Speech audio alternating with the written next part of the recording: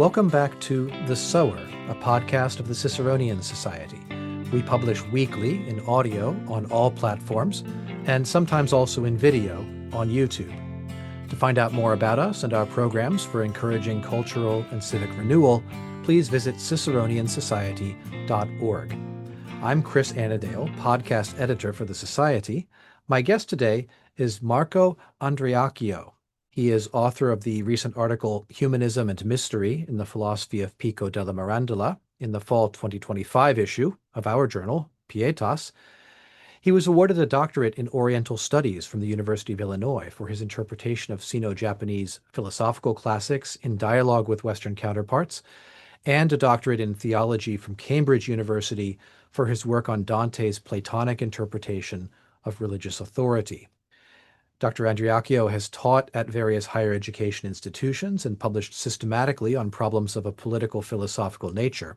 His monographs include Medieval Teachers of Freedom and two recent works on Shakespeare, The Passion of Reason, focusing on Hamlet's Midsummer Night's Dream, and Dante's Romeo and Juliet in Dante's Spirit.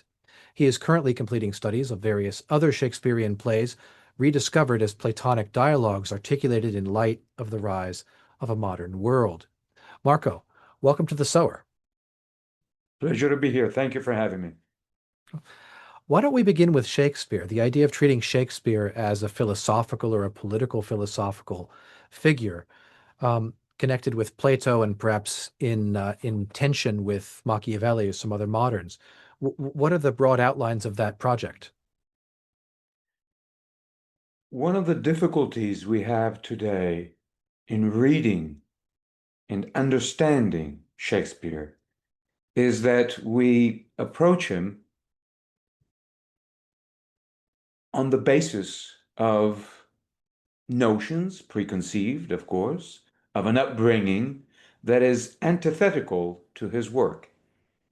So if you do not study what Shakespeare studied, and possibly the same way as he studied it, if you're not used to that education that he was used to, that he was raised with, then it becomes extremely difficult to hear.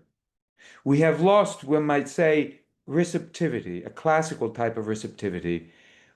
Why? Well, we could summarize the problem as pertaining to a split, a divide between a reading that seeks to understand and a reading that seeks to categorize, classify, position, contextualize, ultimately use. And Shakespeare, if we study him very carefully and piously, one might even say, in a classical sense, is responding to the rise, the emergence of a kind of hermeneutics that ends up with, well, the obscuring of the author.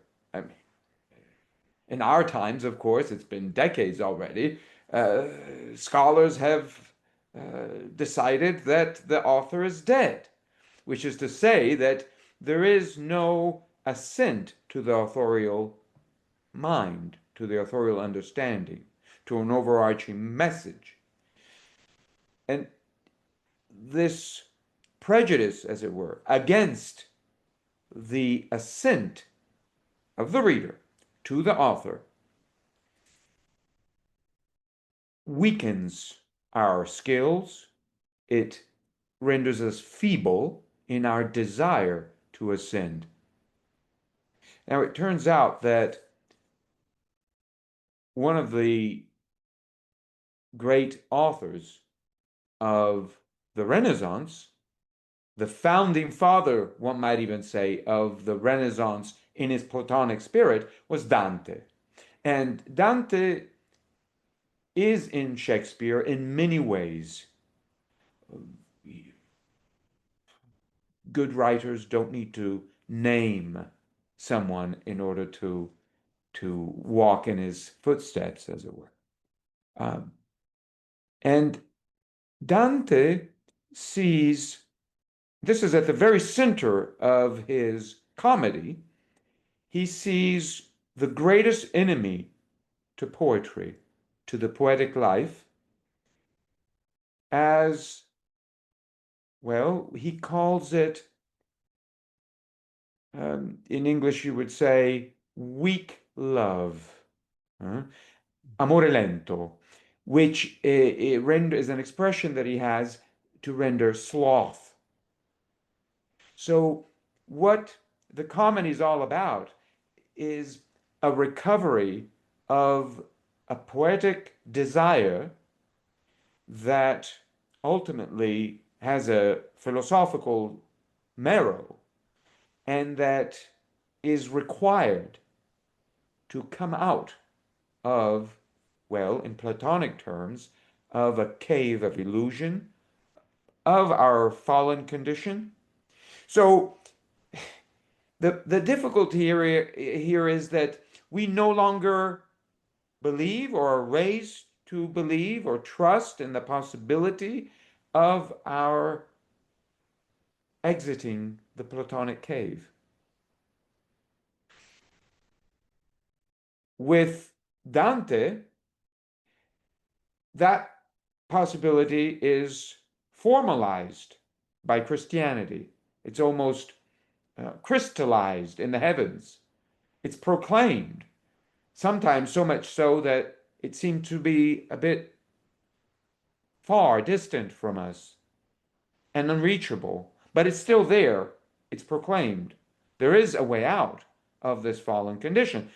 But by the time you reach Shakespeare, that vision has lost its luster.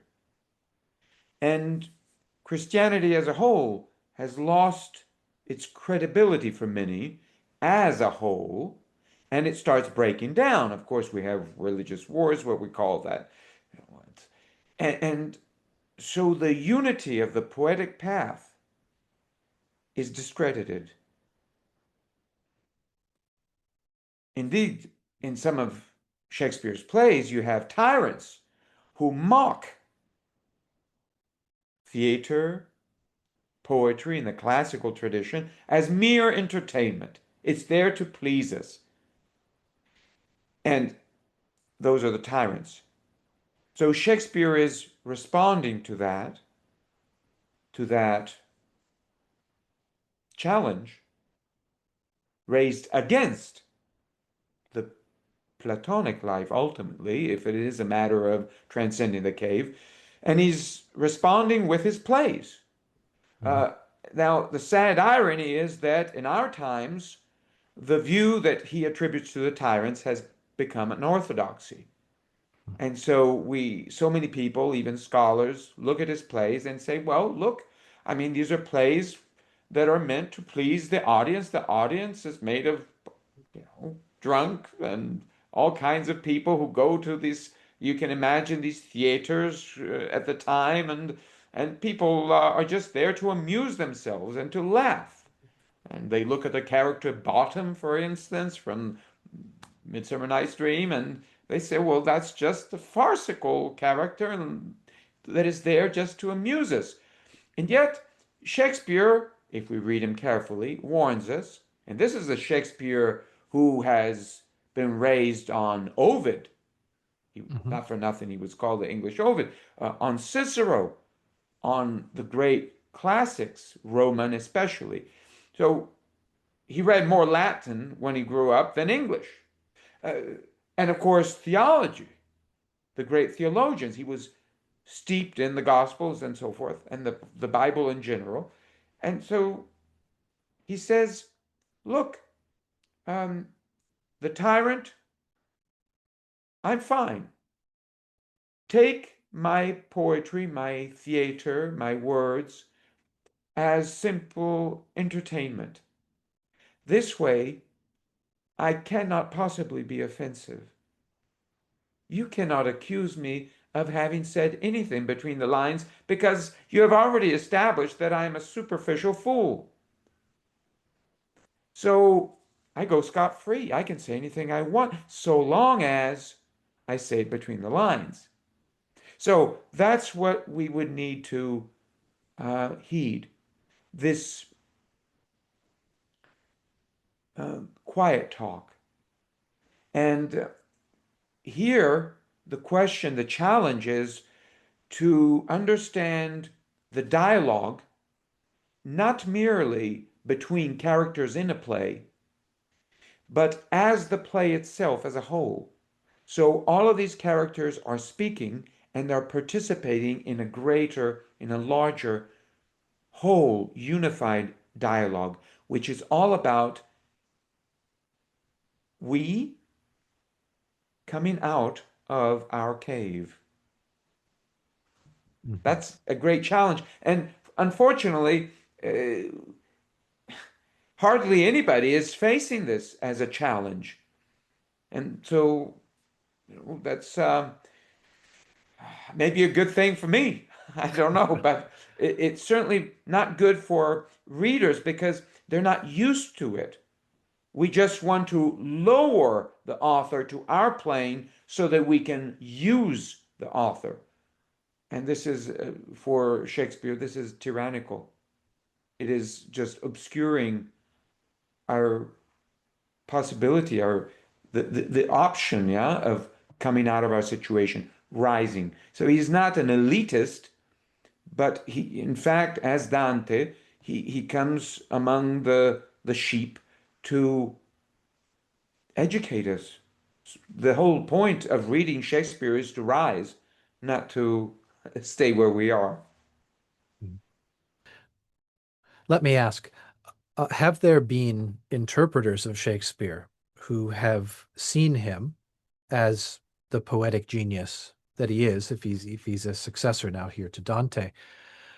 Has he been read in this way in his own time or afterwards? Is there a point in time, in other words, at which we have lost the true appreciation of Shakespeare?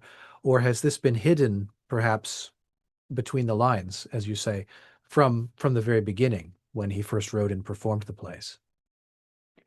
Well, first of all, what does he say? And from his work, letters and so forth, it is clear that he had a small circle of close friends, of people whom he understood as having an ear to hear. So, not that many people in his own times, especially insofar as there was this rise of new ways and orders, as Machiavelli calls them, uh, a new world that was based on the principle that is perhaps the foremost central topic of the Hamlet, namely the replacement of being, the category, the very category of being, with that of pretense, the pretense of being. So, of course, we have the fake Claudius, who replaces the original king, his brother.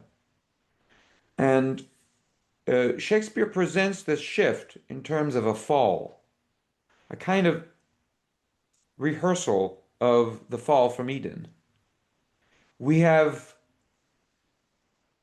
in the attempt to solve certain problems, or at least pretending to solve them, we have ended up alienating ourselves from the fundamental problems of life, entering into a sphere of pretense, where we can all pretend to be what we're not.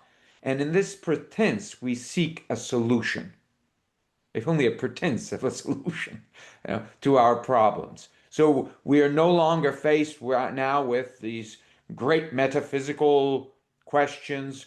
Now, at the time, um, the people who understood him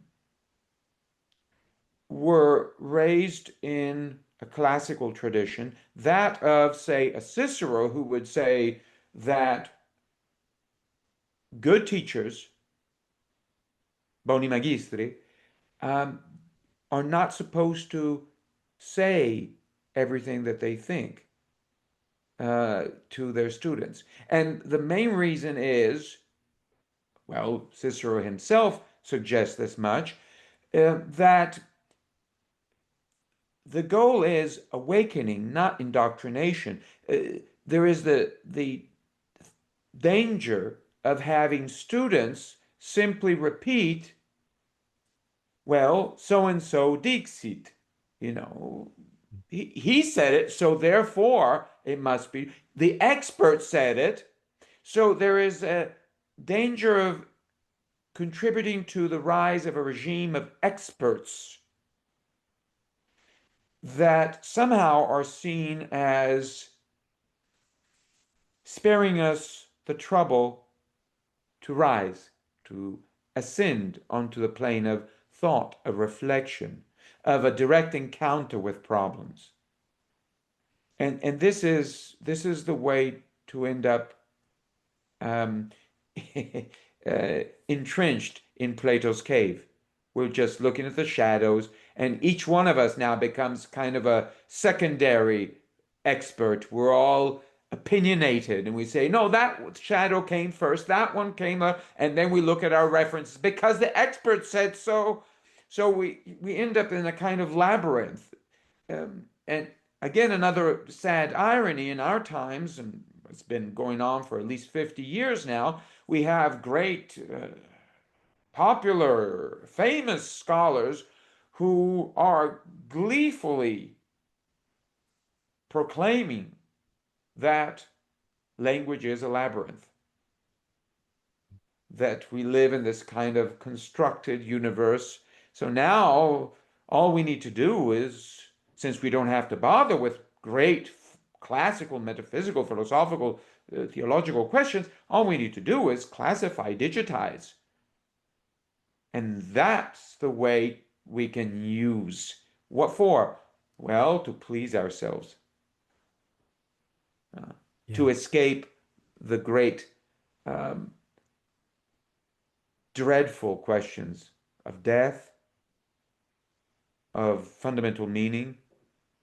This is the way you end up with, investing your life in covering up the absence of meaning. So meaning Mhm. becomes a mask for the absence or the absurdity of life, in fact.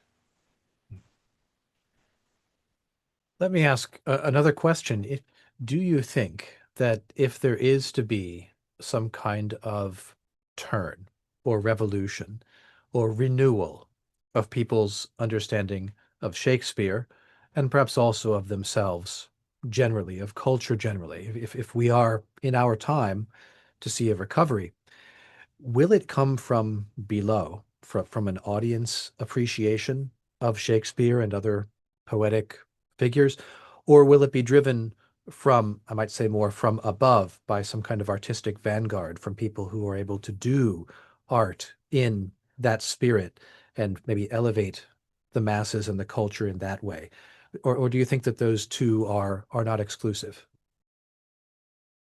The only way is incarnated by the likes of Dante and Shakespeare. Uh, Convivio, you see and you see this played out in the plays of Shakespeare. The poet belongs to the people, but somehow, as an Orpheus, he picks up the crumbs. This is an image from Dante, for instance. He picks up the crumbs from the mensa, from the banquet of these angelic characters who are eating up there. And he picks up these crumbs and he mixes them up with honey and makes them digestible, as it were, sort of beautifies them. And at this point, the product serves the ordinary people, helping them partake in the great wisdom of the angelic characters. Now, these are metaphors, of course, um, but we have a problem that Shakespeare was not faced with today. Not yet. He saw the threat of it. Um, so as difficult as it was in his times for people to understand him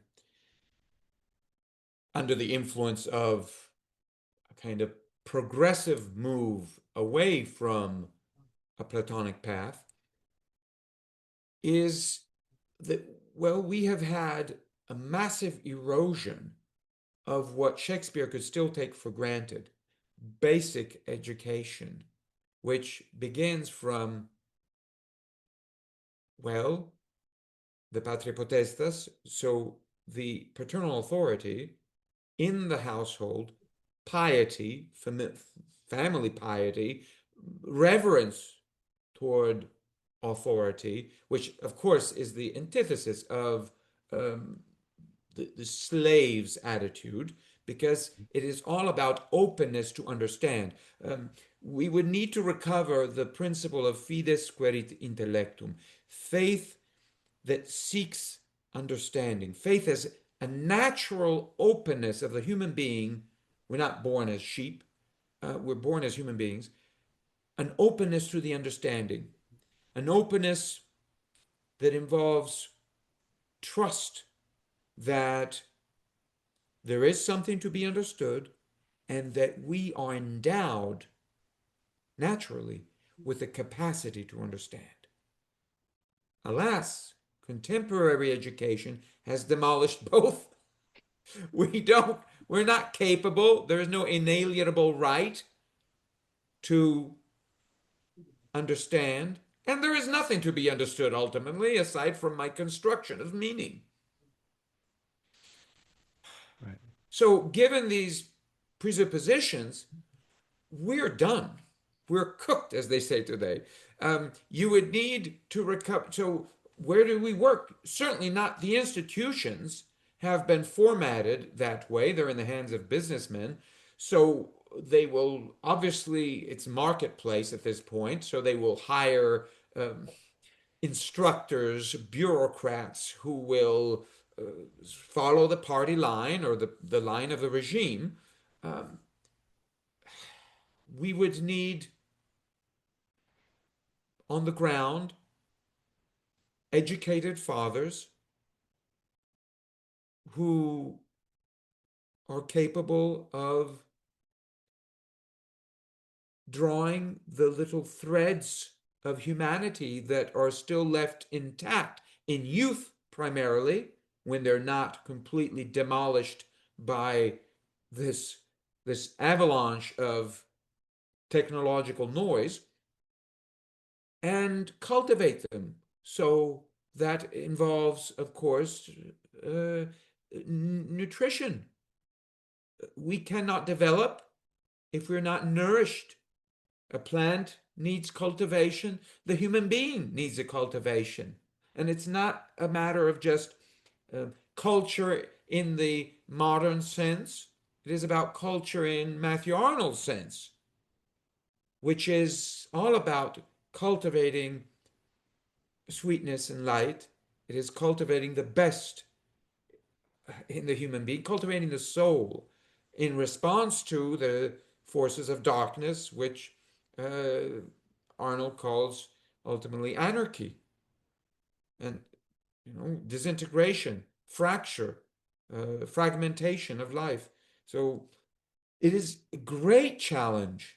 Um, Sometimes I've called upon colleagues to collaborate, and it's very difficult to see good educators collaborate and form a substantive front of not even of resistance, but a response, providing an alternative to youth. Cynicism blinds us. Uh, the technological imperative blinds us. This corruption of language, where again, this is happening because of this destruction of the family. So you have no more trust if you don't listen to your father. And who tells us not to listen to our father? Well, paradigmatically, the serpent is the first one. He says, don't listen to him. True. And the serpent is the one could say the corrupt echo, the distorted echo of the voice of the Father. And that distorted echo promises, in a Faustian manner, promises power in exchange for something that doesn't exist anymore, soul, which which the good life, which in Shakespeare, as in Dante, appears as a ghost. In Dante, it is the umbra in Latin, and that was translated as ghost in Shakespeare's times. Of course, we have the ghost as in, you have the Julius Caesar, you have, of course, the great ghost of Hamlet, you have the ghost of Romeo in Romeo and Juliet. So we need to return to the ghosts and listen to the ghosts.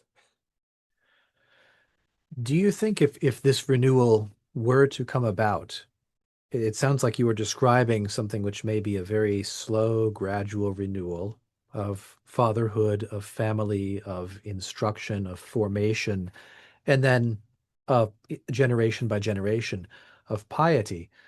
Uh, my question was going to be, uh, is it possible that this renewal might happen rapidly on a large scale under the inspiration of a prophetic or a great artistic figure of a new moment that would uh, spread rapidly through the culture? Or do you think that the most likely outcome is a very slow recovery, bit by bit, household by household, of this older and better vision? Well, there's this, um, with the rise of what we call the historical consciousness, right? In the 1800s, many were decrying the ends, I speak in the plural now, of civilization. So you had the end of Rome. Then you have a new rebirth. So we have cycles, they said. And we're just going through a cycle and then we'll come back up. And we just have to prepare for that resurgence. However, the historical consciousness has come with the rise of a regime that seeks to incorporate the very presuppositions for a resurrection or a rebirth. So let us consider the ancients, right? You have the notion that you have polities and they go through a process of decay. Of course, there's a development decay and then there's a resurfacing, and it's all on the basis of something permanent. And war itself is waged with the understanding that there's a permanent foundation. And in that respect, there's even an ethos of war. Even in war, you're not a beast. There's cruelty, of course, there's violence, but ultimately there's a kind of code of honor. In the modern context, the very foundation nature is seen as partaking in our own development. So we have this notion of evolution. Now, this goes back to the beginning of the modern world and a new conception, mechanistic conception of nature. But the bottom line of this is that we are trying to build, and by we, I mean the nations of the world are driven to collaborate into building a world that is, call it an open society, an open border, a universal great society that does not allow for a beyond itself. So if we do have a crisis, it will be a total crisis that does not allow for an after. The after itself is brought in, you see. It is a progressive movement that incorporates crisis, and in fact, it's based on the principle of crisis. It conceives nature fundamentally as strife. There is no order in nature, not in a contemplative order of nature. So it's all about strife. And it revels in strife. And it needs war, as Hegel tells us, to advance, to progress. So, in that respect, if we look at the ancient warning, Sodom and Gomorrah, so we have Lot escaping, right?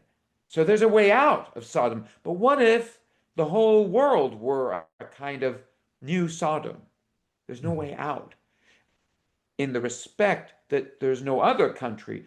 However, this would highlight a fundamental feature of human existence. The true way out is not a way out into the future, but a way out of the whole theater of the world, the whole stage. So, philosophy as preparation for death. Oh, well, one might say, oh, but this is not very pretty. But yes, in some respect, in the respect that the classics understand that the only real, true light is the one that emerges through a kind of descent and purgation. Descent into the underworld. Now, to go back to, for instance, well, it's a classical trope, but I mean, of course, it was articulated gloriously by Dante. A descent into the dark, a coming to an awareness of the darkness, and then a purgation. So you are freeing yourself from the way darkness affects you and defines you. And through this purgation, now you're able to understand what the classics have to say, have to teach us. Now you can see without distortions. Ah, that's what they mean. Without these words ending up mesmerizing you and putting you back to sleep. So that's the path. That's when you reach Paradiso. Why does he have to go through all that trouble? You say, well, because now he's not there to please himself, to have these beautiful vision, and that's it. No, he's there to understand, to interpret. Now he can interpret them without letting these forms put him back to sleep. The whole goal of the comedy is to awaken. I see. Is there a way out of this? So bottom line, just to wrap that up in some way, is there a way out for us? I think it's going to be a lot of hard work. It's an open question as far as organizing fronts or centers of genuine education that is geared toward awakening, poetic in the respect that it is civilizing at the same time. So it is moderating. For instance, Shakespeare, in some of his plays, he works on, even Midsummer Night's Dream, on juggling opposed factions, positions. For instance, he has the corruption of the pagans and the corruption of the Christians. And he says, well, is there a way to overcome this strife?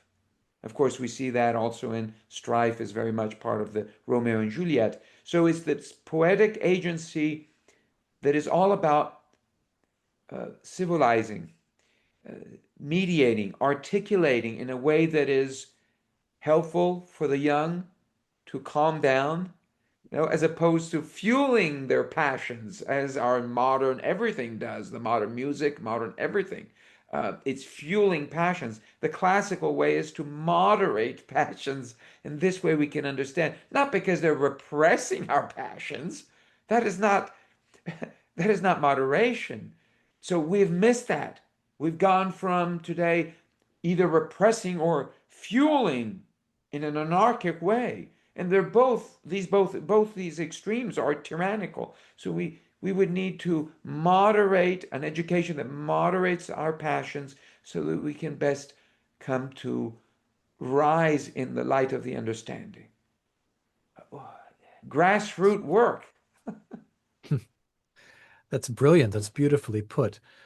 You may already have answered my next question, which was going to be about what role can poetic wisdom, I'm thinking perhaps of Vico and also of Renaissance thinkers, what role can that play in the culture that we have now? Can it call attention? Can it elevate? Can it do something to enrich and revivify uh, a, an intellectual culture which is much more focused upon the technological, the useful, the economic? Is there a specific role for poetry and poetic wisdom in Vico's style Right. at this point in time? Yeah. Yeah.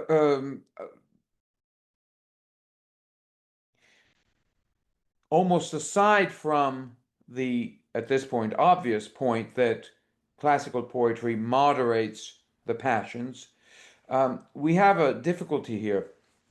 It's helpful, I think, um, to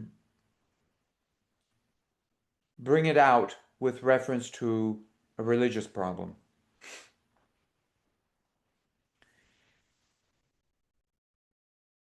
Christianity arises in Rome.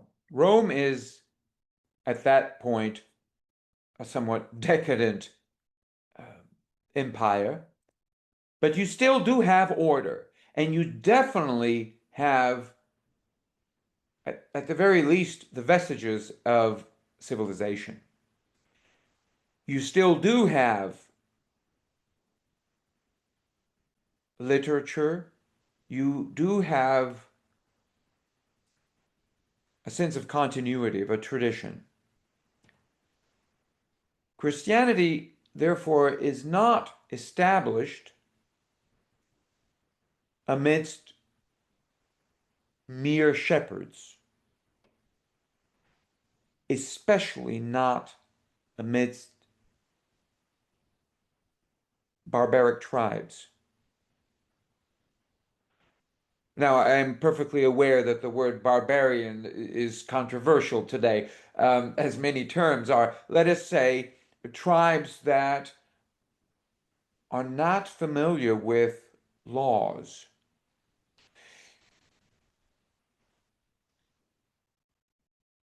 As we are reduced to a barbaric stage, it becomes exceedingly difficult for poetry, the classical poetic education, to have a hearing.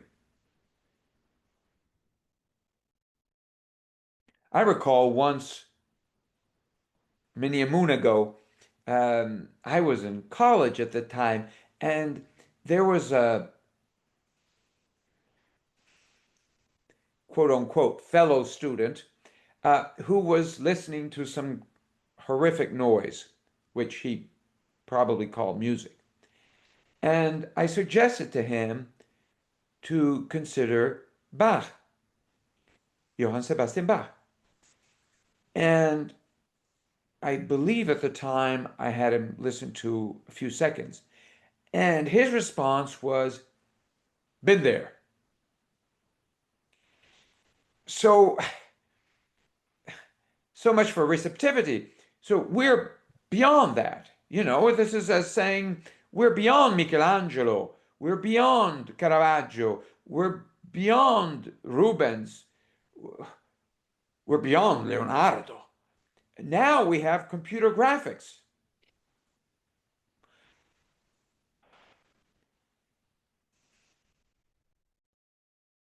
How can you how can you help students who are in that condition?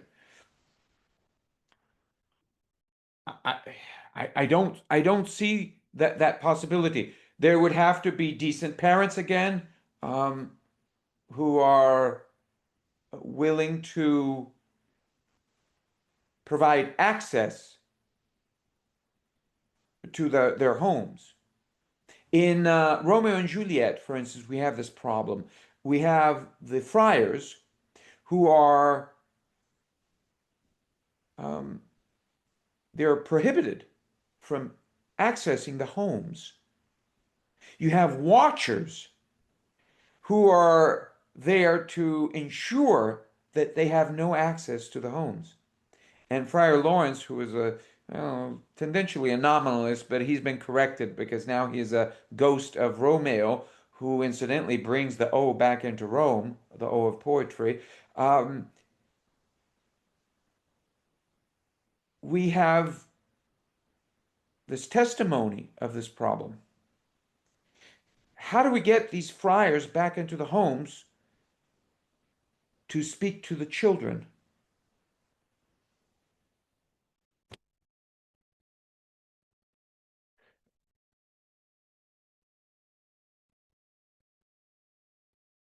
I, I don't see that happening unless you have small communities, but these, of course, are progressively eroded because now we have the virtual ones, Mhm. which are universal, all right, but universally vacuous and, in fact, empty.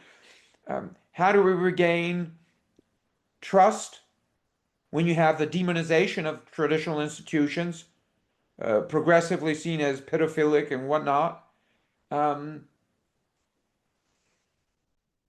Never mind the fact that that particular phenomenon is mostly um, spread in secular institutions.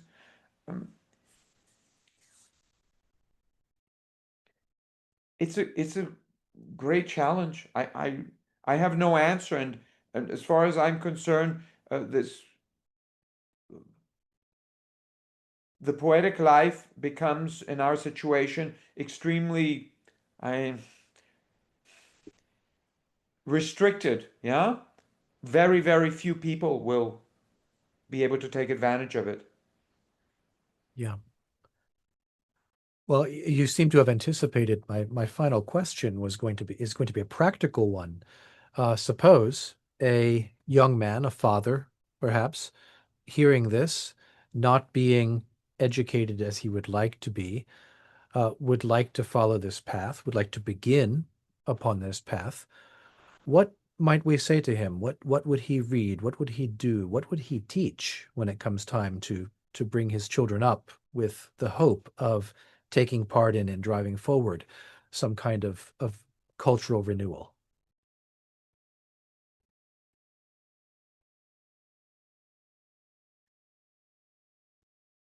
You know, traditionally we have uh, two planes of education. One is the written and one is the oral.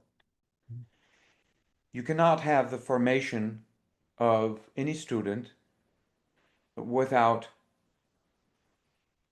a guide, a guru, a rabbi, a priest, you name it, um, a poet priest.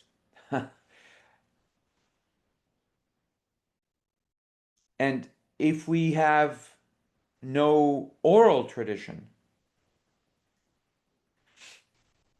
if that has been digitized, as it were, if the unsaid, the unspoken, is demonized as a sort of yeah, evil we should be very suspicious about, then it is very difficult for people, even exposed to great books, to go through this effort of listening, trusting. Again, this double trust that there is something important to be understood, and that I, by nature, am capable, because he is not speaking only to the people of his times, but to all human beings as human beings. This terrible thing that happened, Plato's cave, you see, today, by and large, we're raised to assume that it's just a myth, that there is no real way out. In fact, They will theorize, they will come up with these theories about how, in fact, let's deconstruct it. In fact, there is no way out. There's no such thing.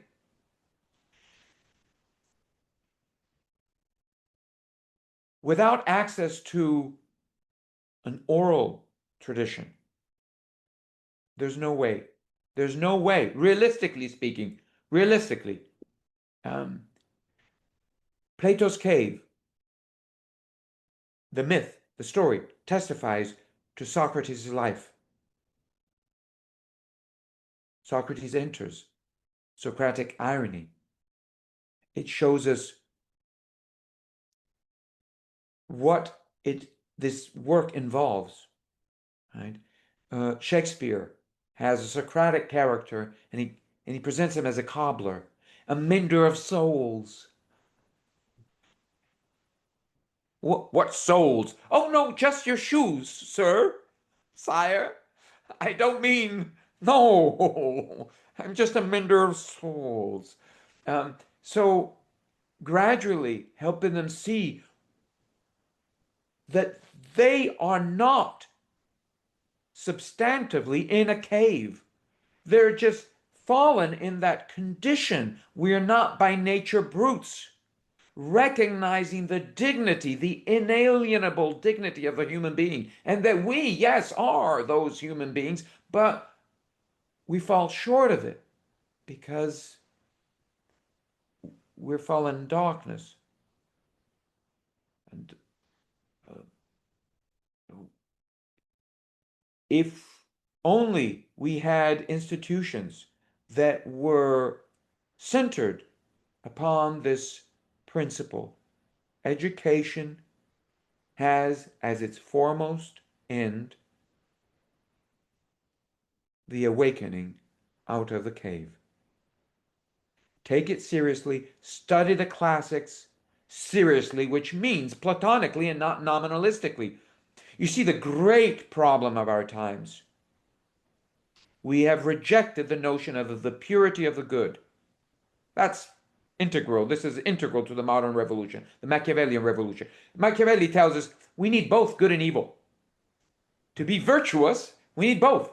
But you say, what do you mean both? Yes. How?